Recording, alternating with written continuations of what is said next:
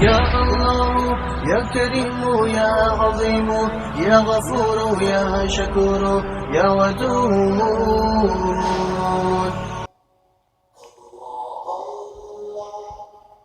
صدقہ فطر کی فرضیت کی حکمت کو بیان کرتے ہوئے آقا کریم صلی اللہ علیہ وآلہ وسلم نے فرمایا، روزے دار سے جو لغویات اور فضول حرکتیں سرزد ہوتی ہیں، فطرانہ ان سے روزوں کی تطہیر کرتا ہے اور مساکین کی خوراک کا ذریعہ بنتا ہے.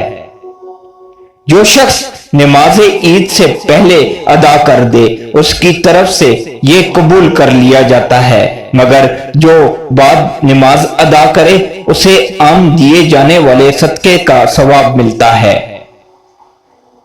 فطرانے کا نہیں. اور اس کی اہمیت یہ ہے کہ روزے زمین و آسمان کے درمیان معلق رہتے ہیں جب تک فطرانہ ادا نہ ہو جائے.